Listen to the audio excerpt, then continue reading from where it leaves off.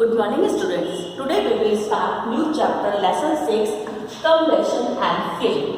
बच्चे combustion and flame. Combustion means general language में हमने दिस इज बर्निंग. ठीक है, देखिए कई बार जब पावर कट हो जाता है, लाइट चली जाती है रात के टाइम, जब अंधेरा हो जाता है तो आप क्या बंद करते हैं, आप क्या जलाते हैं रोशनी के लिए, आप क्या जलाते हैं. डेफिनेटली आजकल आपको मैम मोबाइल में टॉर्च होती है या बाकी टॉर्चेस वगैरह यूज कर लेते हैं. ठीक है, लेकिन पहले जब ये मोबाइल की टॉर्च या बाकी टॉर्च नहीं हुआ करती थी तो हम जनरली क्या बर्न करते थे, कैंडल. ठीक है, कभी आपने सोचा है आप कैंडल ही क्यों बर्न करते थे? एक कोयले का पीस है, कोल भी तो आप बर्न कर सकते थे, बट नहीं. क्यों? क्योंकि दोनों की बर्निंग में, हालांकि कैंडल भी बर्न कर दिया और कोल भी बर्न करना है, लेकिन दोनों के बर्निंग में डिफरेंस था. जब कैंडल बर्न करती है तो वह हीट के साथ साथ आपको एक लाइट भी देती है, क्योंकि कैंडल में जो होती है क्या कैसे फ्लेम होती है, लॉ होती है. ठीक है, जिसकी वजह से लाइट भी प्रोड्यूस करती है. जबकि कोल जो है बर्न वो भी हो रहा है, बट उसमें इस तरह की कोई फ्लेम नहीं बनती, तो इससे क्या होता है, उससे लाइट प्रोड्यूस नहीं होती. तो उससे हमें सफिशिएंट लाइट नहीं मिलती किसी भी ऑब्जेक्ट को देखने के लिए या अंधेरे में हम किसी भी चीज को विजिबल बनाने के लिए. ठीक है, तो दोनों ही बर्निंग है, लेकिन दोनों में डिफरेंस है फ्लेम का एंड विदाउट फ्लेम का. नाउ इन्हीं चीज़ों को, फ्लेम क्या है, कंबेशन कितने टाइप का होता है, इसको कैसे रोका जा सकता है, कैसे इंक्रीज करा जा सकता है, इस चैप्टर में हम बेसिकली कंबेशन एंड फ्लेम के ऊपर स्टडी करेंगे. सो सबसे पहले टर्म आती है हमारी कंबेशन. कंबेशन एक प्रोसेस है, the process in which a substance combines chemically with oxygen to give off heat and light. ठीक है, कंबेशन जनरल लैंग्वेज में है दिस इज बर्निंग. तो कंबेशन तो एक ऐसी प्रोसेस है जिसमें कोई भी सब्सटेंस जो है, ठीक है, वो ऑक्सीजन के साथ, ऑक्सीजन मतलब एयर के साथ मिलकर केमिकली कंबाइन, मतलब ऑक्सीजन के साथ मिलकर बर्न होता है. बर्न होकर कंप्लीटली केमिकल चेंज में चेंज होकर और क्या प्रोड्यूस होती है, उससे हीट एंड लाइट. जरूरी नहीं है कि लाइट हर केस में प्रोड्यूस हो, जैसे कोल है, कोल से लाइट प्रोड्यूस नहीं होती, लेकिन हीट तो प्रोड्यूस होती ही होती है. ठीक है, ये जो प्रोसेस है ये क्या कहलाती है, कंबेशन. Because at the कंबेशन a substance produce heat and light, that's why it is called exothermic reaction. अभी आप पढ़ेंगे आगे एंडोथर्मिक, एक्सोथर्मिक. एंडो मीन्स जिसमें एनर्जी जो होती है वो सिस्टम से लेता है, एक्सोथर्मिक जिसमें वो सिस्टम को एनर्जी देता है. तो एनवायरमेंट को दे रहा है, कोई भी कोल है, वुड है, बर्न करता है तो चारों तरफ गर्माहट आ जाती है, हीट प्रोड्यूस होती है, तो वो कौन सी प्रोसेस है आपकी, एक्सोथर्मिक. अब इसके बाद हम पढ़ेंगे कंबेशन जो है वो उसमें अलग अलग सब्सटेंस जो है वो उसमें यूज होते हैं. तो उसी बेसिस पे कि कौन से सब्सटेंस कंबेशन प्रोसेस शो करते हैं और कौन से नहीं करते हैं, उस बेसिस पे they are divided into the two categories, combustible substance and non combustible substance. Combustible मतलब नाम से लग रहा है दो सब्सटेंस विच बर्न्स कंप्लीटली, यानी वो सब्सटेंस जो इजीली बर्न करना यानी जलना शुरू कर देते हैं, लाइक पेट्रोल, वुड, पेपर, ठीक है, charcoal, coke etcetera. Then those substance which does not burn easily are called non combustible substance, like stone, पत्थर है, अब आप उसको कितना भी बर्न करोगे, कितना भी आग में भी डाल दोगे, फायर में भी डाल दोगे तो भी वो बर्न नहीं करेगा.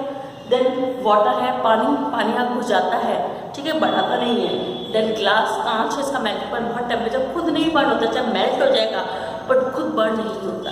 तो वो सब्सटेंस जो बर्न हो जाते हैं यानी आग पकड़ लेते हैं, that is combustible, and those which doesn't burn is called as non combustible substance.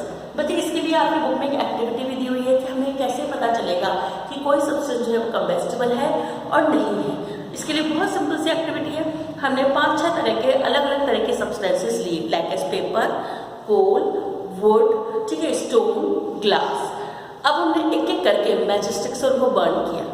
जो एक हमारे रिकॉर्ड में हमने एक टेबल बना ली, जो इजीली बर्न हो जाते हैं, मतलब आग पकड़ लेते हैं, बर्न करना स्टार्ट कर देते हैं, वो कंबेस्टिबल है. जो नहीं बर्न करते हैं वो नॉन कंबेस्टिबल है. इस तरह से एक एक्टिविटी नहीं, इस तरह हम ऑब्जर्व कर सकते हैं कि कौन से कंबेस्टिबल सब्सटेंस है कौन से नॉन कंबेस्टिबल सब्सटेंस है. इसके बाद अब हम पढ़ेंगे कंबेशन की प्रोसेस को सपोर्ट कौन कौन करते हैं, कौन सी कंडीशंस होती है. इट मीन्स दो substance which support the process of combustion is called supporter of the combustion.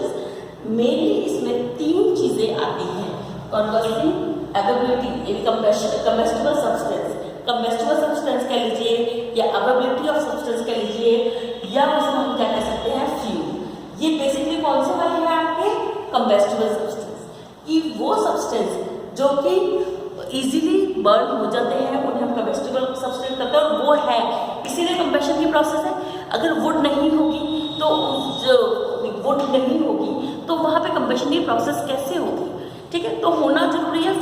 जब कोई सब्सटेंस होगा तभी कंबेशन की प्रोसेस होगी, और जनरली वो जो सब्सटेंस है वो क्या कहलाता है आपके फ्यूल, क्योंकि हीट प्रोड्यूस कर रहे हैं तो वो क्या कहलाता है आपके फ्यूल। ठीक है, इसके लिए हम एक्टिविटी और जो सारे डिटेल हम पढ़ चुके हैं। सेकेंड आपकी सप्लाई ऑफ एयर। हमारे एटमॉस्फेयर में जो टोटल गैसेस हैं उनमें 21% ऑक्सीजन गैस है, सब आप लोग सभी जानते हैं। एंड ऑक्सीजन गैस जो है जैसे हमारी लाइफ सर्वाइविंग गैस है, वैसे ही ये सपोर्टर ऑफ फायर भी है।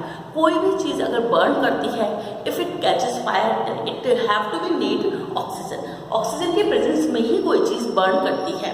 ठीक है, इससे रिलेटेड हमने कैंडल एक्टिविटी पढ़ी हुई छोटी क्लासों में। हमने एक कैंडल जो है उसको बर्न किया, जब वो अच्छे से बर्न करने लगे तो उसमें एक अच्छी खासी फ्लेम बन गई, तब हमने कांच का ग्लास लिया या कोई बीकर ले सकता है, और उसके ऊपर हमने इसे इन्वर्टेड मतलब उल्टा उसके ऊपर क्या कर दिया, हमने ढक दिया।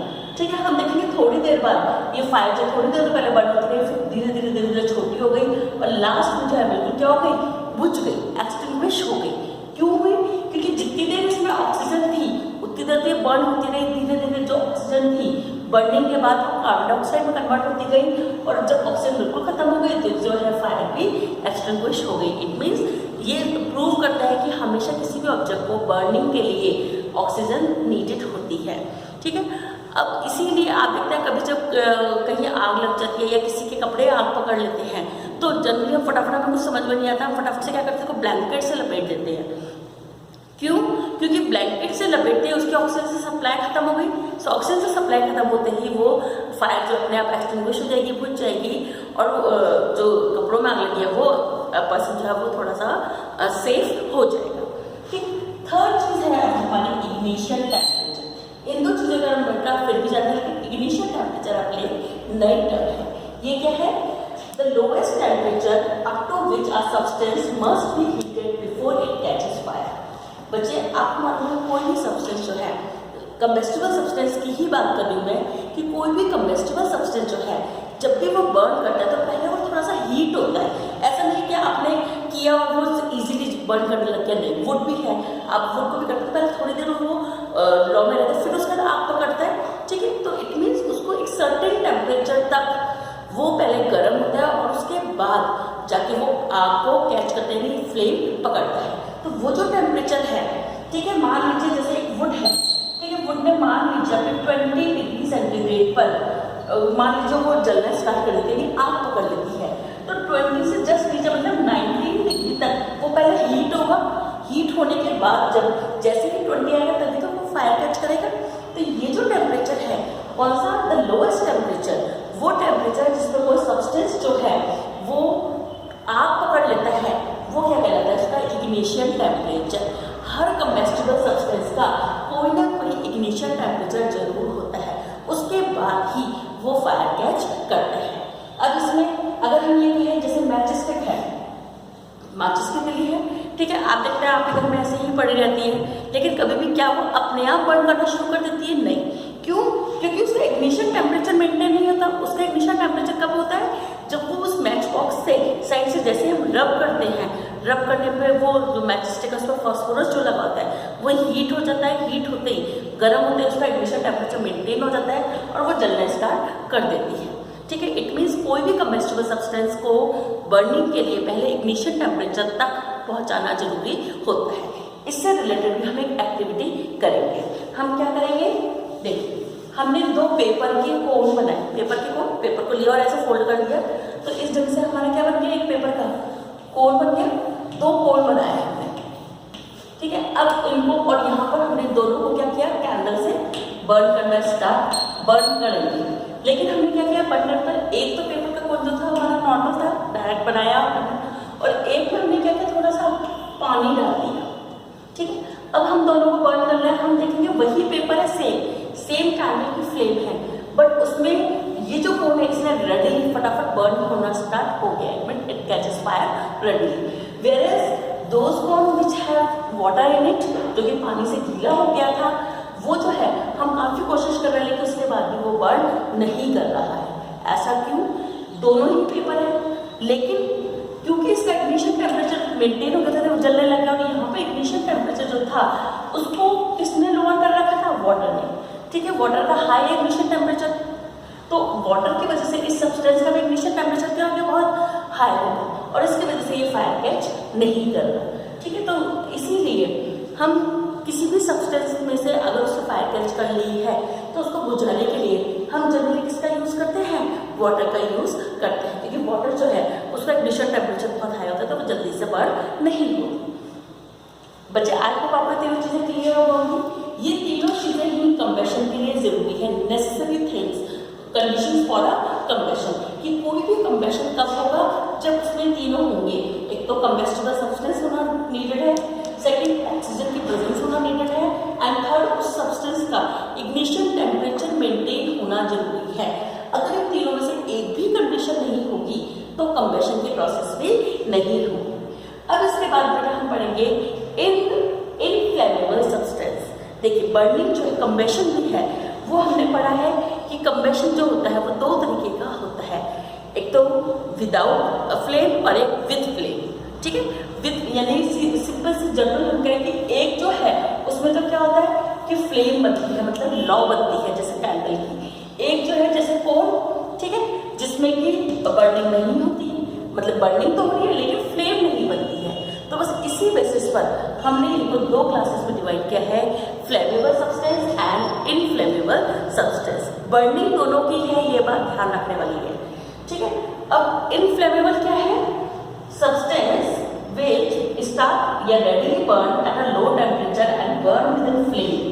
वो सब्सटेंसेस जो जलते तो फटाफट हैं पर लो टेम्परेचर पर, यानी फटाफट जल्दी ही आग पकड़ लेते हैं, बट बर्न विदिन फ्लेम जो कि लौ के साथ जलते हैं, मतलब जिनमें से फायर दिखाई देती है, वो कहलाता है कि इनफ्लेमेबल सब्सटेंस। जैसे पेट्रोल है, पेट्रोल कहीं बिखरा हुआ है, अब आग तो काफ़ी अच्छी लपटें हमें दिखाई देती है। एलपीजी गैस जो घर के सिलेंडर्स में होती है, आपने गैस ऑन की तो अच्छा खासी हमें फ्लेम दिखाई देती है। ठीक है, इसके अलावा डीजल है, केरोसिन है, ये सब चीज़ें जो है वो क्या कहलाती है कि इनफ्लेमेबल सब्सटेंस। फ्लेमेबल क्या होंगी? Those substance which burns but without flame, it is called flammable. Like as coal, coal में आग पकड़ते हैं तो आग ना उसमें फ्लेम नहीं होती है, वो जलता रहता है लेकिन फ्लेम नहीं होती। ठीक है, तो ये जो कहलाता है फ्लेमेबल सब्सटेंस कहलाते हैं। I hope all of you clear this topic now. In next video we will start the new term. Till then, have a good day, children.